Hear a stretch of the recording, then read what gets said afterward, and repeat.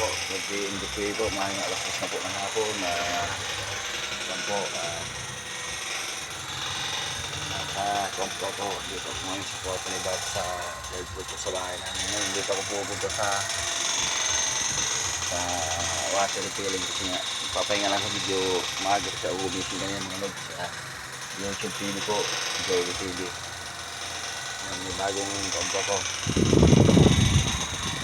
Ito din dito sa kwarto, ayan, may kompa po, kaya may umuusok po dito sa virus, ayan, share ko yung may baunan din tubig dito kung nauhaw ako, kung may tubig, share ko lang, at saka mayroon dito,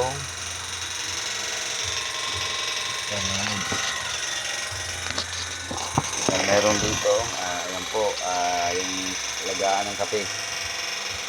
Yung pangalan niya ay Coffee Makers. Ayan po. Napanalunan po na namin dati. Coffee Makers. Ayan. Ayan. Bago to. Wala pa tong... Ayan, kung mapapansin nyo po mga ka-loads. Ayan. Ayan po. Napaganda po.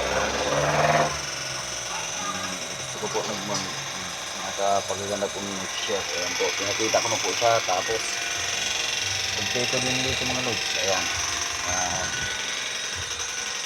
meron din dito Omega. Ayan mga lods, kung alam nyo to sa Tagalog, Bisaya, sa Tikaw. Ayan, Omega, pangatas sa mga namamadid na mga kamay, paa. Sa likod po pwede yun to oil. Ayan, Picasen Omega Picas nito, napakaganda nito mga load sa katawan kasi maanghang daw siya. Haplas ka lang ng kunti, 5 minutes. After pagka-haplos mo, ayan, mararamdaman mo itong anghang po. Ayan, Joey TV channel po, subscribe nyo lang ako, like at saka share po, comment. Ayan po, mayroon din po dito pa mga loads. Ayan po, kompleto dito, may Picasen din siya po. Ayan o, Picasen oil. Ayan po, Picasen oil siya. Ang tawag nito, panghaplas din siya.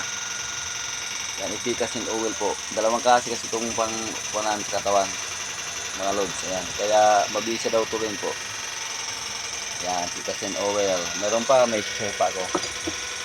Meron